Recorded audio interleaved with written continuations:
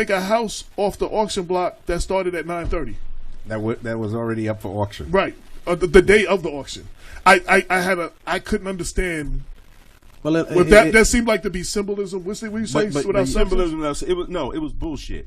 Okay. That's what it was. It wasn't symbolism without substance. Okay. It was complete bullshit. Who sends the letter the day of the auction and think it's going to come off the auction?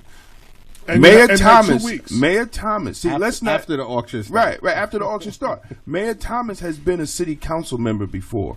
This is his actual 5th year as an elected official in Mount Vernon City Hall. In Mount Vernon City Hall. He should understand the process and to do that already, being a city council person. Now, I'm not finished.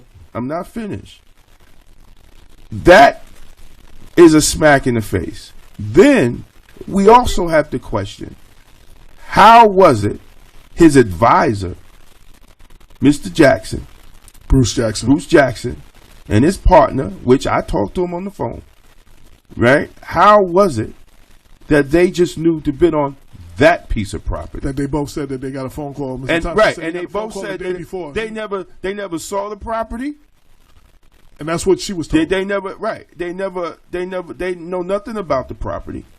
And then within hours later, want to offer it to the music school to rent as a long-term lease for the first floor. Now, I mean, we have to, and I said it on Facebook and I say it on the radio. We have to question these type of actions, and we have to question why that once the mayor said something to News 12 and did something else.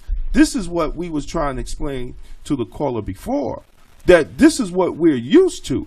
How is he going to tell? He had 2 weeks to take that piece of property, however he was going to do it, because he made it. You know, sometimes we know the saying in the street: "My word is bond. I'll give my life before I break my word." He's been giving his word a lot. And he's been doing the opposite. And this is the person that a lot of us voted for and supported, who said he was going to run on transparency and accountability.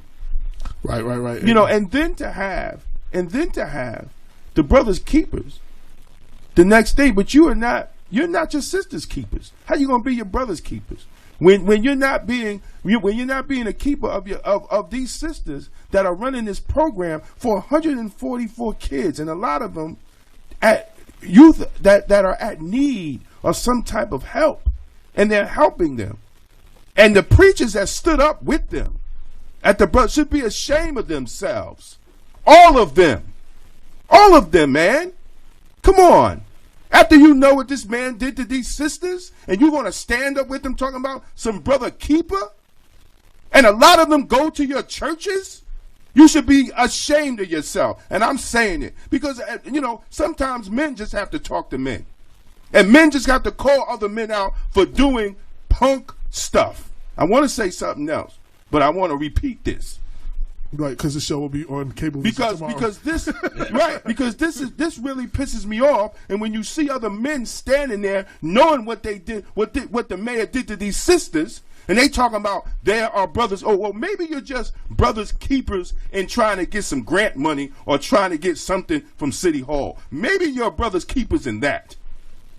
Because these kids go to your churches. Their parents are paying tithes to your churches. And you're not critical of someone that do a sister wrong? That's why we don't get respect. Or children wrong. So you can't sit up there and talk about Black Lives Matter. None of your preachers, not even the mayor, because these black children didn't matter. None of them did, because you did them wrong, man. You did them wrong. And you have an opportunity to make it right. You have an opportunity to make it right because people are not going to forget what happened. We got 2 callers. I'm trying to get y'all. Unfortunately, time we're coming to the end of the show, so you have very little time.